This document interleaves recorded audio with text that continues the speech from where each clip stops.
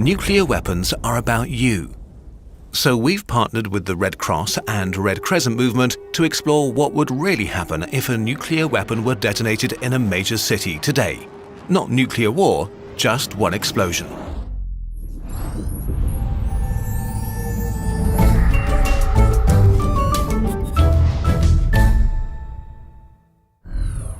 We begin our story in the middle of downtown in a major city. People are going to work, studying for exams, are lost in their thoughts and daily lives. Right here, a nuclear weapon is detonated and time freezes. The first phase of the explosion happens within less than a second. In a millisecond, a ball of plasma hotter than the sun appears and grows in a fireball to more than 2 kilometers across. Within this ball, everyone is just gone. Think of water dripped onto a very hot pan. A sizzle, and then there's nothing. Most buildings, cars, trees, tacky sculptures, and people, all evaporated. First, the flash, an intense tsunami of light, washes over the city in an instant. If you happen to have your head pointed in the direction of the explosion, it renders you blind for a few hours. The heat of this light produces a thermal pulse, so energetic and hot that it just burns everything as far as 13 kilometers from the detonation site. What this means is that everything in an area of 500 square kilometers that is able to burn starts burning. Plastic, wood, fabric, hair, and skin. If you happen to be in reach of the thermal pulse, one moment you're on your way to work, the next moment you're on fire. Now the second phase begins. It happens in a few seconds. Most people will now first notice that something is wrong, but it's already too late for hundreds of thousands. The flash is followed by the shockwave. The heat and radiation of the fireball create a bubble of superheated and supercompressed air around it that's now expanding explosively. Faster than the speed of sound, creating winds stronger than hurricanes and tornadoes. Human infrastructure is no match for its power. Most major buildings within a kilometer of the fireball are just ground up down to their base. Only steel-reinforced concrete is able to partially resist the pressure. In the surrounding parks where retirees feed the ducks, trees blackened and smoldering from the heat a second before snap like toothpicks. If you're outside, you get tossed away like a grain of dust in a tornado. The shockwave weakens as it travels outwards, but still, about 175 square kilometers of houses collapse like they're made of cards, trapping tens of thousands of people who didn't have any time to react. Gas stations explode and fires spread throughout the rubble. A mushroom cloud made from the remains of the fireball, dust and ash rises kilometers into the sky in the next few minutes and casts a dark shadow over the ruined city. This violently pulls in fresh air surrounding the city, destroying more buildings and providing an abundance of oxygen. It depends on the city what happens next. If there's enough fuel, fires may turn into a firestorm that burns the rubble, everybody trapped in it, and people trying to flee the devastation. Up to 21 kilometers from the explosion, people just like you rush to their windows to take pictures of the mushroom cloud, unaware that the shockwave is still coming at them, about to shatter their windows and create a blizzard of sharp glass. The third phase begins in the coming hours and days. We're used to the idea that help will come, no matter the disaster. This time is different. A nuclear explosion is like every natural disaster at once. There are hundreds of thousands or millions of people with serious injuries, lacerations, broken bones, serious burns. In the next few minutes and hours, thousands more will die because of these injuries.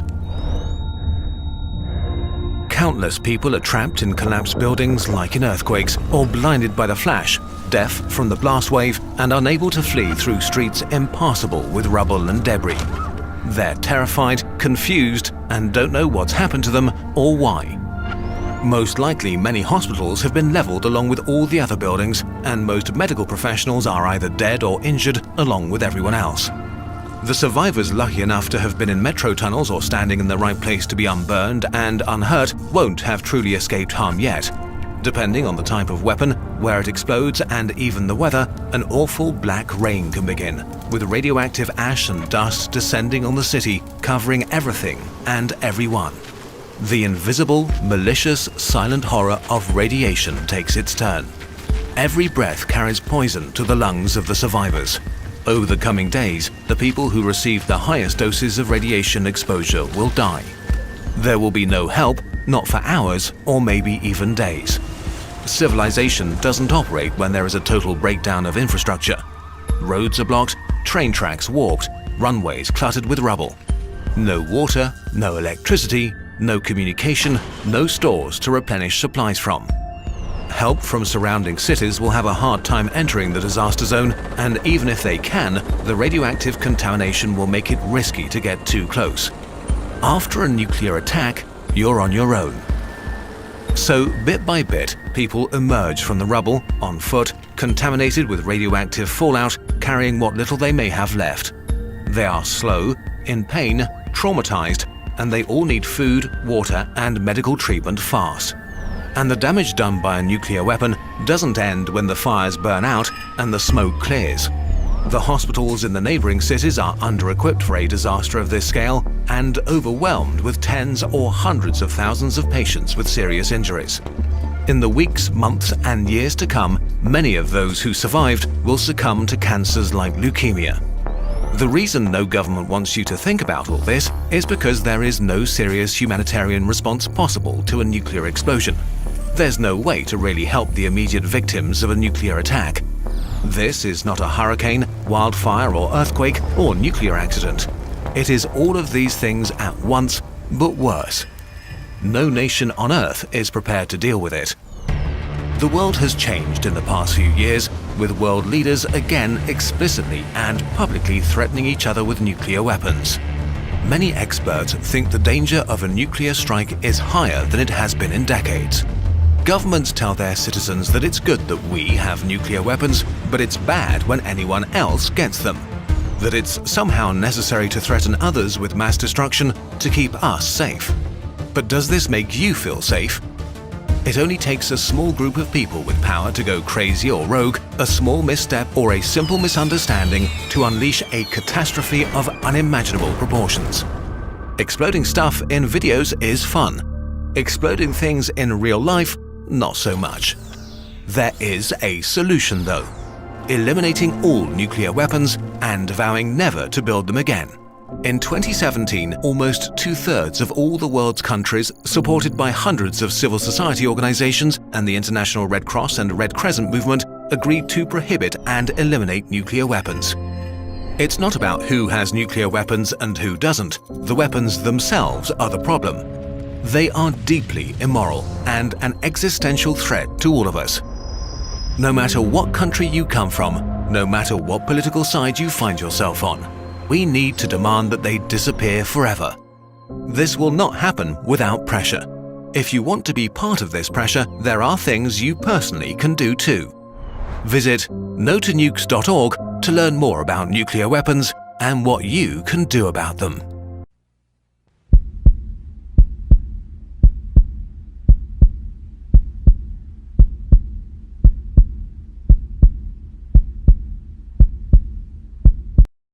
This is the story of 3 boys, cousins. They played together, grew up together, worked together, and celebrated together. But when the king, the Kaiser, and the Tsar fell out, the whole world felt it. If you poked your head into a history class and asked who started World War I, you'd get one name: Archduke Franz Ferdinand. But while the assassination of the Austrian-Hungarian royalty was monumental, it was just one small piece of the puzzle in what many call a preventable war. Playing a major part in escalating hostilities was something called mutual defense alliances, which really just means that certain countries in Europe promised they had each other's back. Mess with France, and here comes Russia. Try to push around Japan, and in swoops Britain. These alliances made it easy for several countries to become involved in a fight on a moment's notice. Adding to the mutual alliances was the military buildup spreading throughout Europe. Countries like Germany and Great Britain bulked up their navies. If you've seen the 1987 hit movie Over the Top, you know you don't do hours of forearm exercises unless you plan on entering several arm wrestling competitions. Another cause that can't be overstated is imperialism, where countries expand their power and wealth by bringing additional territories under their control. Going hand in hand with imperialism was another ism, nationalism. The Slavic people in Bosnia and Herzegovina no longer wanted to be part of Austria-Hungary, but instead wanted to be part of Serbia. Nationalism also helped to keep the war going as each country tried harder to prove its dominance. And this brings us back to the assassination of Archduke Ferdinand and the start of the war to end all wars. With increased technology, World War I left over 17 million dead and 20 million injured. The Treaty of Versailles officially ended the war, but sadly, European peacetime wouldn't last long.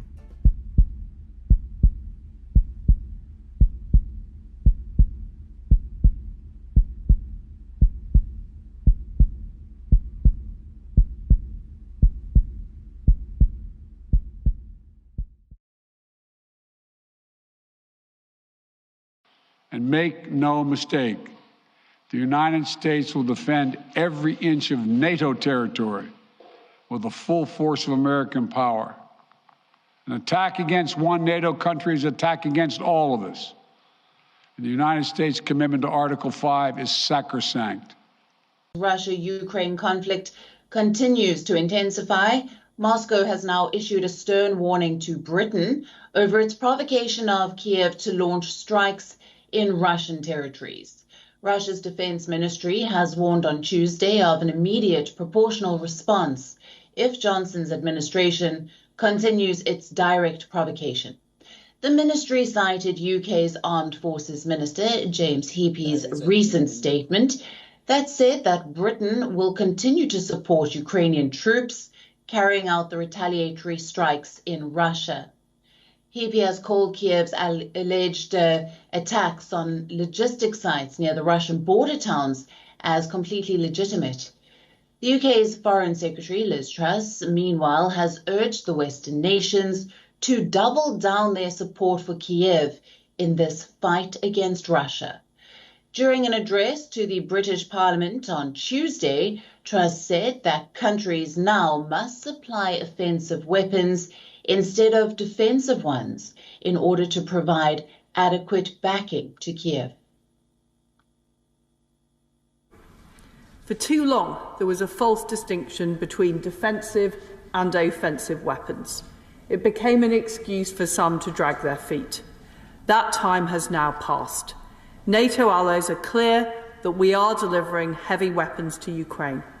That's what the Ukrainians need to halt the latest Russian initiative and regain control of their territory.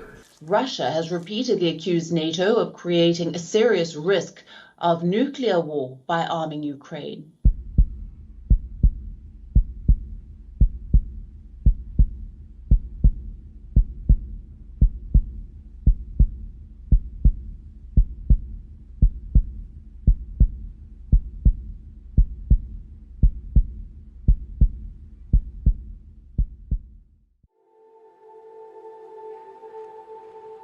It would come as a surprise. The secure communication system transmitting to the Ohio-class U.S. submarine fleet would be the first to receive the command. From the time of launch, it can take less than 10 minutes for an SLBM to reach its target, or as little as 5 minutes if it is flown on a depressed trajectory. Early warning radar systems in Russia, China, and elsewhere immediately detect the missile plume. They can determine the trajectory and intended target of the missiles. Minutes fracture into seconds. This is not a test. This is not scheduled.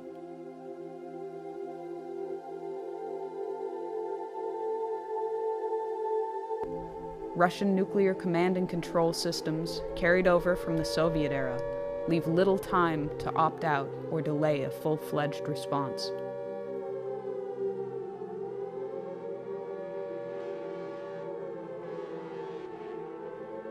Within 50 seconds, the missile has peaked above the Earth's atmosphere. It reaches its top speed. The engine drops off. The bus releases multiple warheads as well as decoys.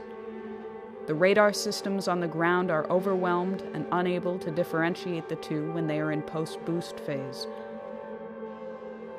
Re-entering the atmosphere, the decoys burn off, and the warheads enter their terminal phase. it will be less than 180 seconds before they touch down.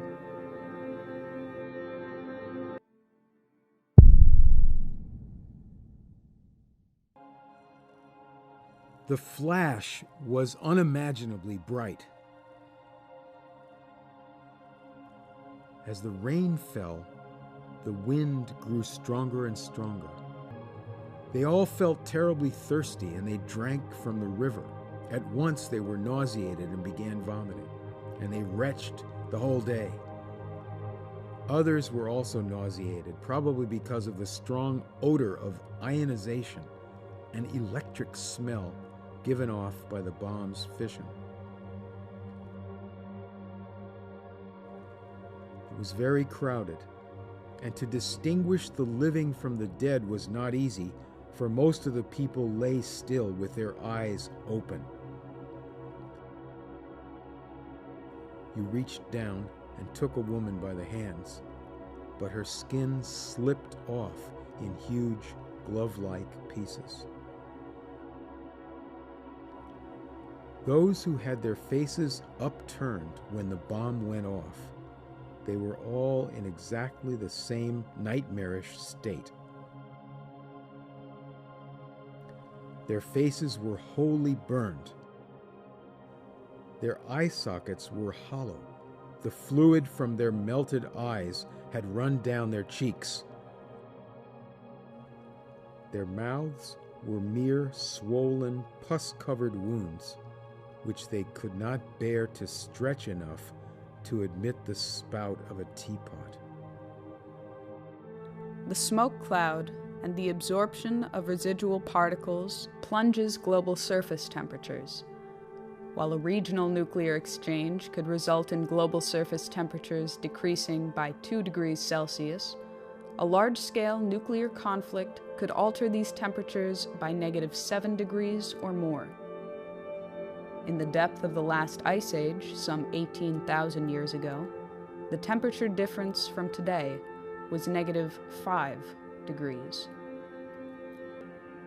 Famine for billions of people far from the target zones would be the result of a -2 degree change. A change in 5 degrees would sufficiently ruin Canadian agriculture entirely. If world grain reserves were not destroyed in the initial exchange, reserves would last for 71 days, with little, if any, means of transportation. The global hydrological cycle would be disrupted due to the rapid climate change, and global precipitation would likely drop by 45%. These are only the projected consequences, but it has been said that the effects of a nuclear war that cannot be calculated are just as important as those for which estimates exist.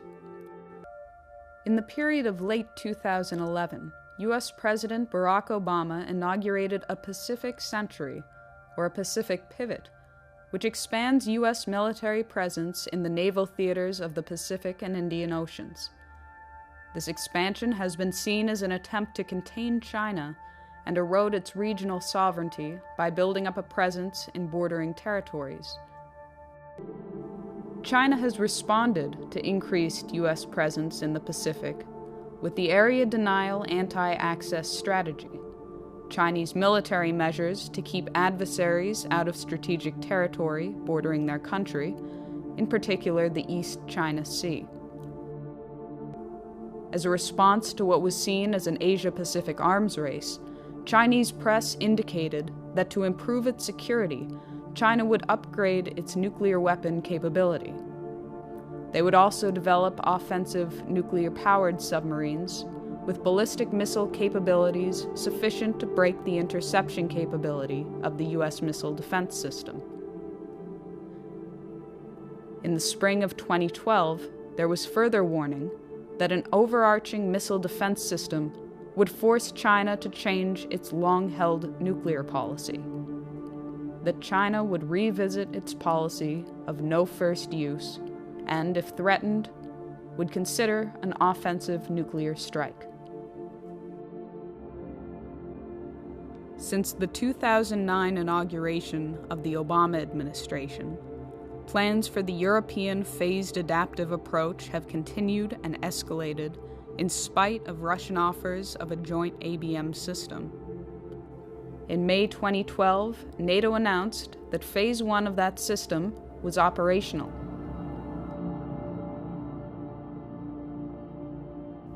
Phase 1 includes the deployment of ballistic missile defense systems along the perimeter of Russia. As part of Phase 1, the United States has deployed a missile defense radar to Turkey. As of March 2011, an Aegis ship with BMD capabilities was deployed to the Mediterranean Sea, where it currently maintains a presence. An agreement was reached with Romania to host a U.S. land-based BMD interceptor site.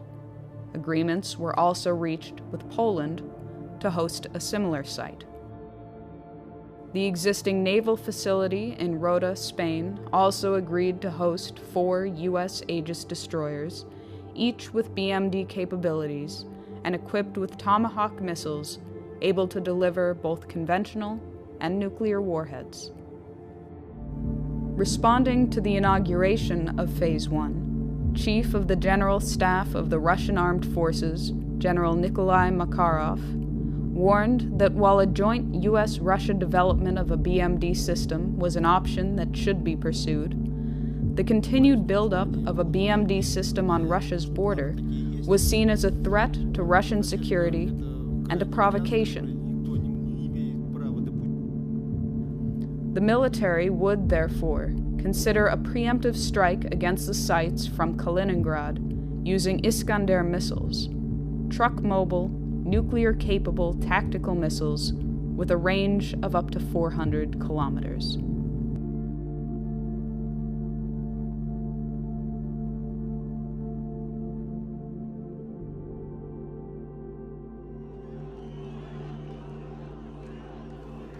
It was demonstrated at Brussels early in February 2012 that while Russia and China abstained from giving their support to UN Resolution 1973, they would forcefully draw the line on Syria and implicitly on Iran.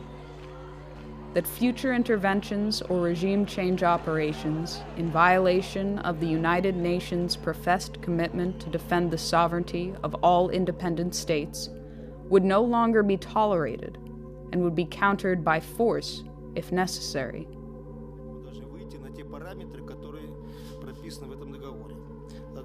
Будет развернута очень широкая работа к тем, чтобы все страны или весь ядерный клуб, который очень обширен сейчас, подключились к этому договору. Мы понимаем, что так нельзя.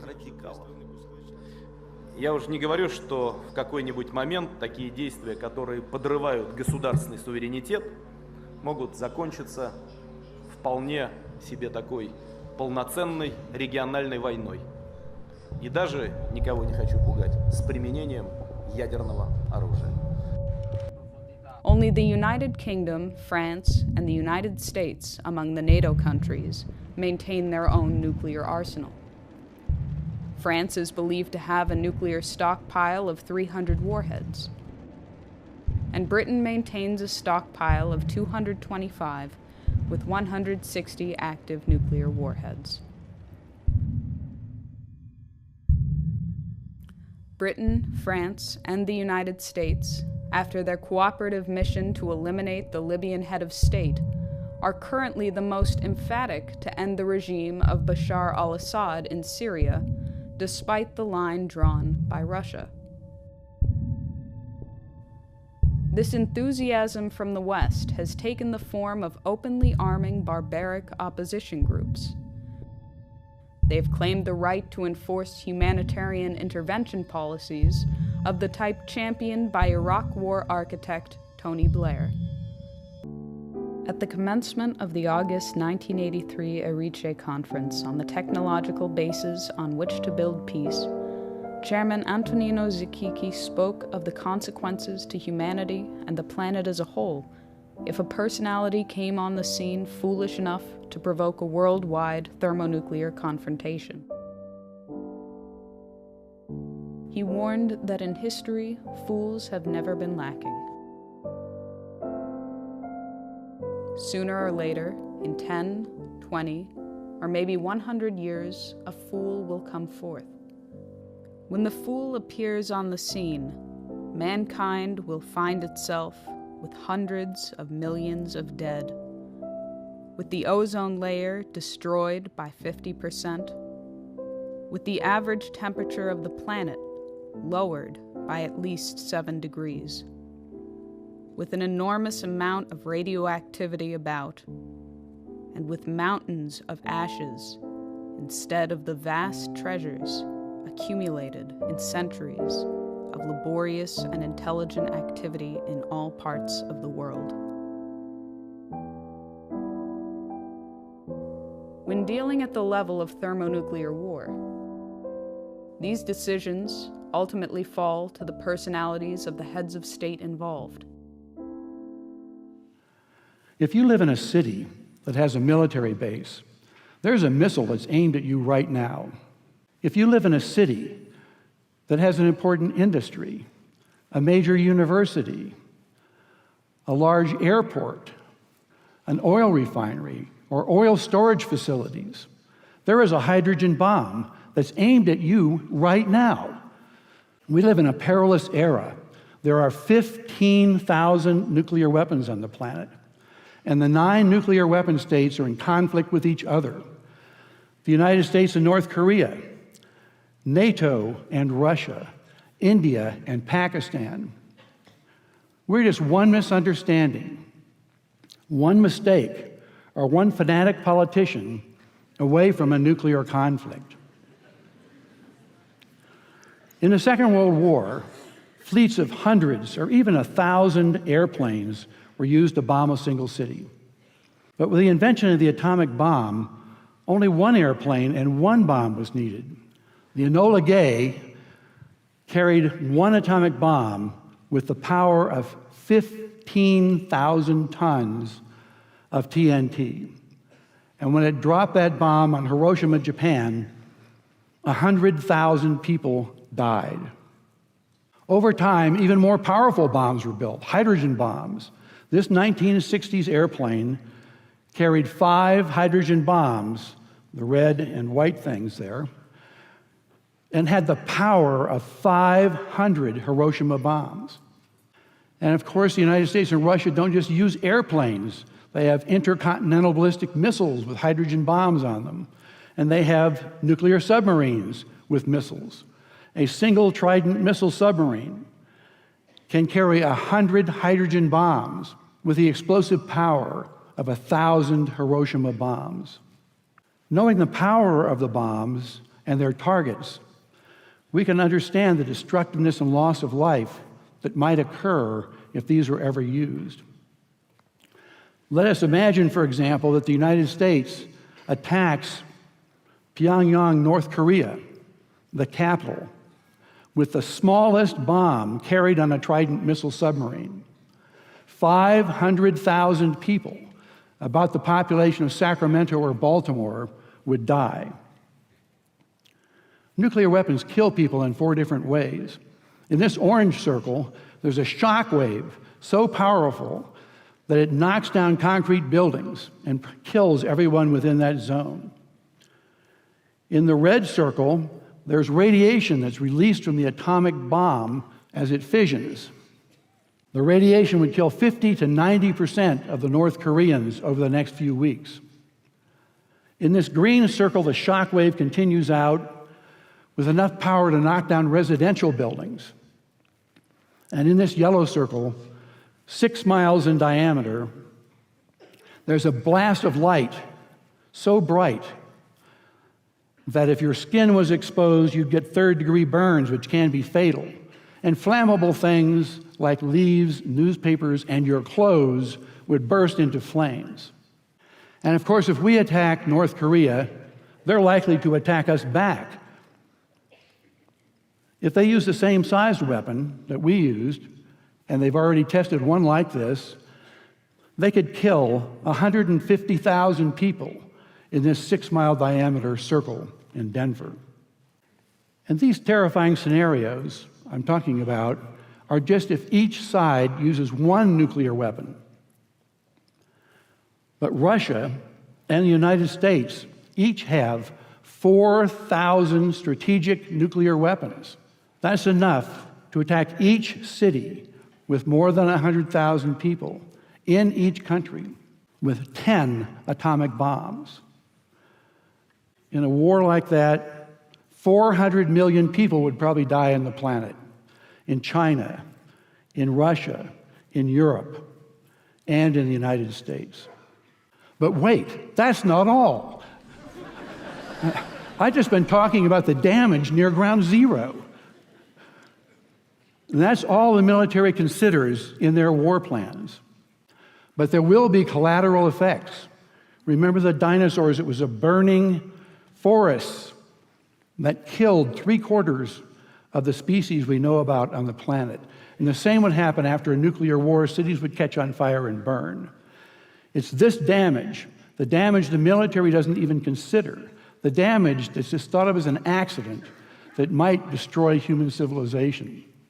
Even a war between India and Pakistan, two of the smallest nuclear powers, with only a few hundred weapons of about the size of the Hiroshima bomb, we might die as unintended consequences that the Indian and Pakistani generals never even gave us a thought about.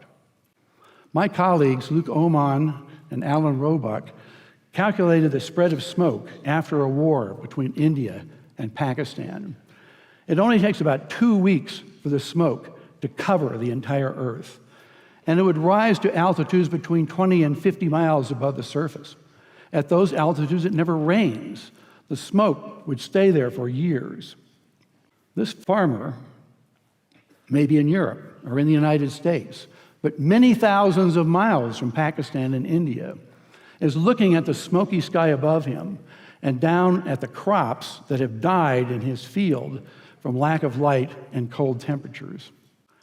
It's estimated that in a war between India and Pakistan, that we would lose 10 to 40% of the yields of corn, wheat, and rice for years afterward because of the bad weather. The entire world only has enough food to feed the population for 60 days unless agriculture produces more food. Ira Helfand, a member of the Nobel Peace Prize-winning International Physicians for the Prevention of Nuclear War, has estimated that 1 to 2 billion people would die after a war between India and Pakistan of starvation. And after a full-scale nuclear war, temperatures would plunge below ice age conditions. We would be in a nuclear winter.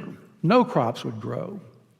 It's estimated that 90% of the population of the planet would starve to death, and civilization would be destroyed.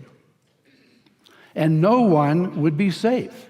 Not those in countries with no nuclear weapons, not those in countries that didn't participate in the war, and not those on the other side of the planet from where the explosions occurred. No one would be safe. I bet you're not getting a warm and fuzzy feeling out of this talk. But we don't have to just keep plodding on like we have been, walking toward disaster. We can do things to stop a nuclear war and prevent global starvation and the end of human civilization. In the 1980s, politicians recognized the dangers of a nuclear conflict and did things about it. Nowadays, politicians don't seem to understand the dangers of these wars, and the younger generations hardly give nuclear conflict a thought. We baby boomers had this drummed into us. In grade school, we were taught duck and cover drills and how to get under our desk in a hopeless attempt to avoid the nuclear explosion. In the 1980s, I worked with Richard Turco, Carl Sagan, Russian scientists, and others to tell Mikhail Gorbachev and Ronald Reagan about the dangers of a nuclear war.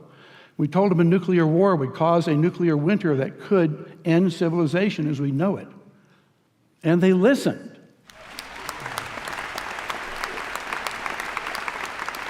And Ronald Reagan said, a great many reputable scientists are telling us that such a war could just end up in no victory for anyone because we would wipe out the earth as we know it.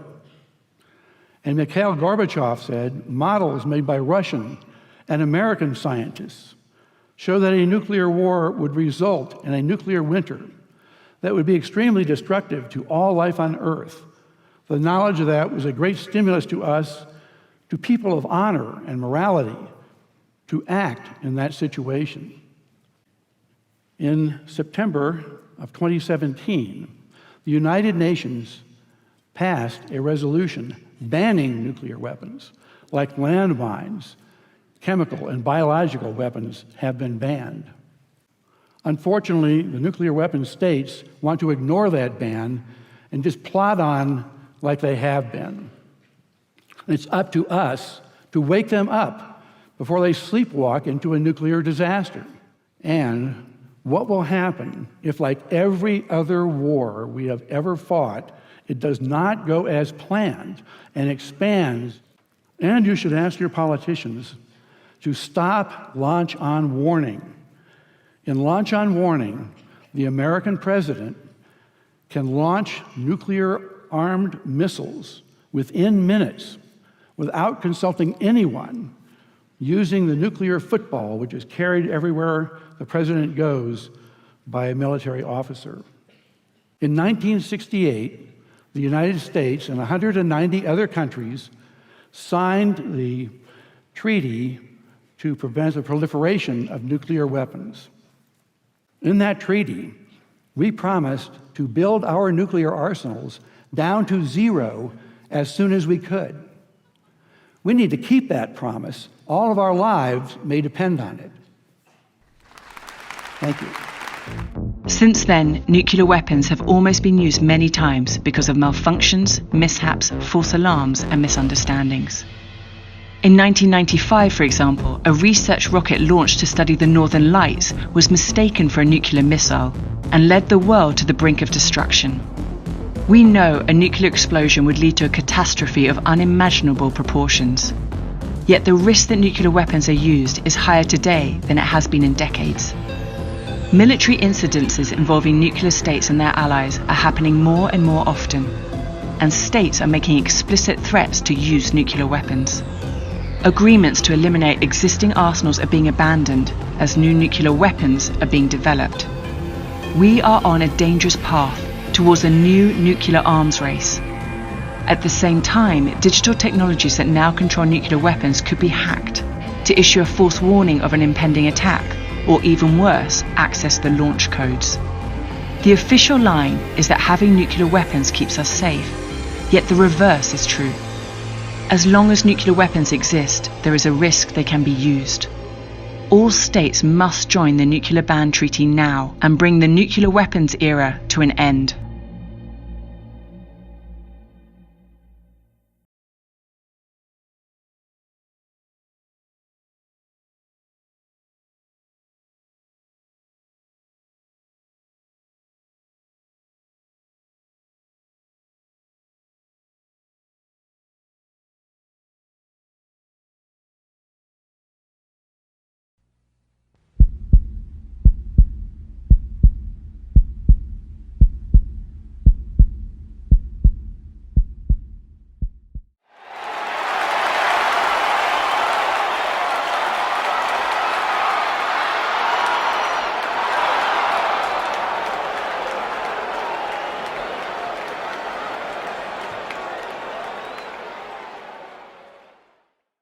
Almost every nation has invested enormous amount of money in building and stockpiling arms, armaments, bombs, missiles. So all of us as people, were we all thinking all these bombs are being kept for entertainment, for display, or it's artwork? What did you think?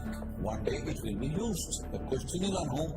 Wars are almost inevitable because economies are built on war. So we have no intent of stopping the war. Let's be clear about that. When it happens to us, we will cry. When it's happening somewhere else, it's drama. This inhuman attitude towards war and to killing and the suffering that other people go through, we must come out of that. Because most evil things have happened not necessarily because of evil intentions, simply apathy. You sleep through life. That is what is happening to the world, both in terms of soil and in terms of war. We sleep through. After World War II, we formed League of Nations. We made United Nations. The idea was never again such wars will happen, right? Since then, how many wars? Actually, if you look at it, there's not been a single day's break on this planet after World War II without at least a battle going on somewhere. We are not saying we are not in such a la-la land that we don't have any issues. We have issues. But this is the idea of setting up a platform which would solve problems.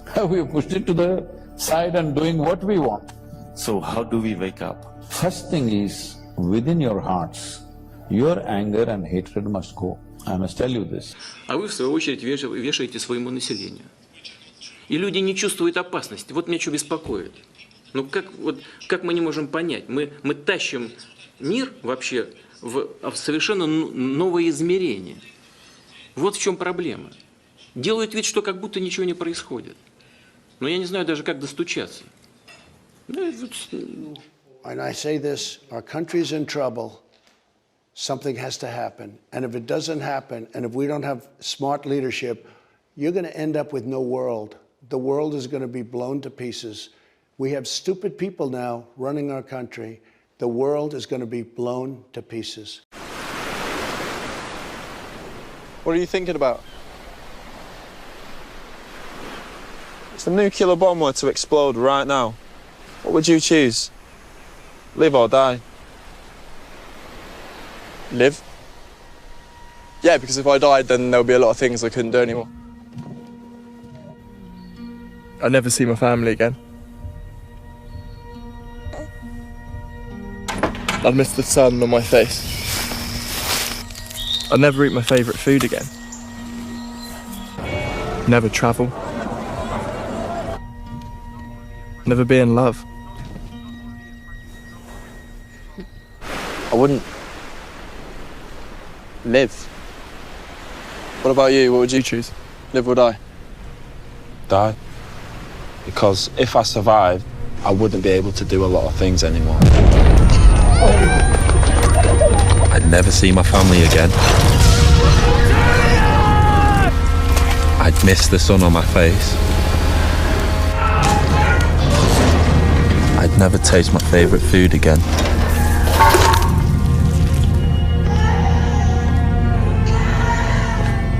Never travel.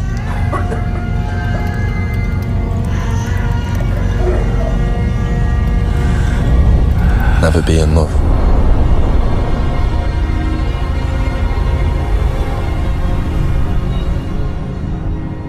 I wouldn't live.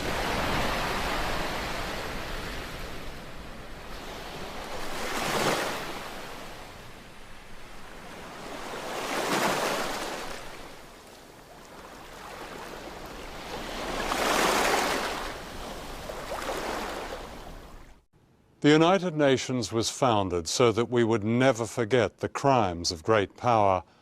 Are we now in danger of forgetting? Do we forget the lies that justified the conquest of Iraq and disguised America's plans to dominate all the world? And do we accept a distortion of intellect and morality that empties noble words like democracy and liberation of their true meaning, that says it's wrong for a terrorist to kill innocent people, but right for governments to commit the same crimes in our name? The answer is that we need not accept any of this if we recognize that there are now two superpowers. One is the regime in Washington, the other is public opinion, now stirring all over the world, perhaps as never before. Make no mistake, it's an epic struggle. The alternative is not just the conquest of faraway countries, it's the conquest of us, of our minds, our humanity, and our self-respect. If we remain silent, victory over us is assured. Don't buy into the shadow's dream. Wake up, recreate yourself anew. You are the one you have been waiting for. Are you ready to win?